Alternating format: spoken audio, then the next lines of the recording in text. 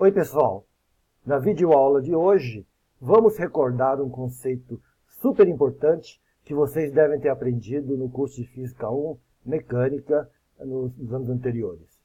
É uma categoria muito especial de forças, as chamadas forças conservativas, que apresentam propriedades super interessantes, principalmente permitem a definição de uma grandeza que será muito útil no decorrer do nosso curso, que é a energia potencial, ou mesmo o potencial elétrico. Vamos então a essa aula sobre forças conservativas. Então, vamos falar inicialmente sobre a definição de forças conservativas. Uma força é dita conservativa se o trabalho que essa força realiza não depende da trajetória que o corpo seguiu sob a ação dessa força. Então, imaginemos um corpo partindo de uma posição A e podendo seguir dois caminhos, um por cima, o L1, até chegar no ponto B, ou então a partir de um caminho L2, também chegando no ponto B.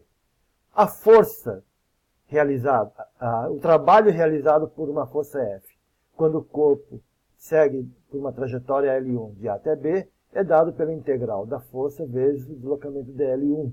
Então esse é o trabalho L1, através de WL1, através da trajetória L1, realizado pela força F, quando o corpo segue do ponto A até o ponto B pela trajetória L1. Se ele seguir pela trajetória L2, o trabalho seria então agora definido como sendo essa integral de linha da força vezes o deslocamento de L2. Também uma integral de A até B novamente, só que pela trajetória L2.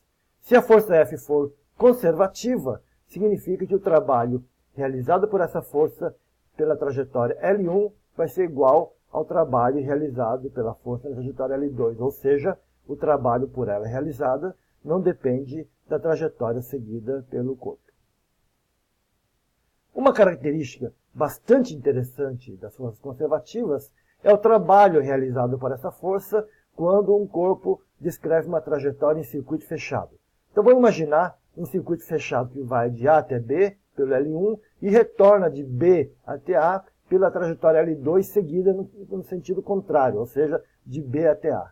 Vamos ver como é que ficaria o trabalho nesse caminho fechado, nesse circuito A até B por L1 e de B até A pelo L2. O trabalho, quando o corpo segue pela trajetória L1, já vimos na tela anterior, é dado pela integral de linha de f de L1 de A até B. Quando ele vem agora de volta pelo caminho L2, o trabalho vai ser um W estrela, porque agora está voltando, vai ser a integral de f até dl2, só que agora é realizado no sentido oposto, voltando de B até A. Notem que o extremo da integração sofreu então essa alteração, é de B até A. Se a força F for conservativa, o trabalho seguido pela trajetória L1 vai ser igual ao trabalho realizado pelo corpo na trajetória L2, só que como agora é no sentido contrário, então vai ser igual a menos o trabalho na trajetória L2 estrela, que é aquele trabalho no sentido contrário. Se a força F for, então, conservativa, numa trajetória fechada, o trabalho é a soma de L1 mais o trabalho asterisco em L2, então é a integral de f dl de A até B na trajetória L1, mais a integral de B até A de f dl na trajetória 2. Como um trabalho é negativo em relação ao outro, a soma vai ser igual a zero. Um outro conceito muito interessante é os conceitos de sistemas conservativos. Um sistema mecânico é dito conservativo se a força resultante que atua sobre o corpo for conservativa. Em outras palavras, não é apenas a força, uma força, mas se a somatória das forças, a resultante das forças que atua sobre o corpo for conservativo, o sistema é dito conservativo. Do teorema da energia cinética, sabemos que o trabalho da força resultante sobre um corpo é igual à variação da sua energia cinética. Ou seja, trabalho é igual à variação da energia cinética é meio de m velocidade final ao quadrado menos a velocidade inicial ao quadrado. Isso aí é o teorema da energia cinética que vocês devem ter visto lá na Física 1. Se um sistema for conservativo, por outro lado, nós podemos ainda definir uma grandeza chamada energia potencial. E mais ainda, uma outra grandeza chamada energia mecânica, que é a soma da energia cinética mais a energia potencial. E num sistema conservativo, essa soma energia cinética mais potencial permanece constante. A energia potencial, a expressão da energia potencial, depende da força conservativa presente no sistema. Vamos ver então várias situações onde teremos então esse sistema conservativo com presença de forças conservativas. Definição de energia potencial, né? Acho que esse é o primeiro grande ponto, entender o que é energia potencial. Nós devemos entender que a energia potencial, que é definido para um sistema conservativo, ele deve ser entendido como energia que fica armazenada no sistema quando realizamos um trabalho através de um agente externo contra a força resultante conservativa do sistema. Em outras palavras, eu tenho um sistema conservativo, temos uma força conservativa nesse sistema, um agente externo, de alguma maneira, vai realizar um trabalho contra essa força resultante conservativa, de modo a armazenar um trabalho nesse sistema. Esse trabalho armazenado a gente chama de energia potencial. Então vamos imaginar aqui, eu tenho uma posição R ali qualquer, né? Uma força conservativa atuando.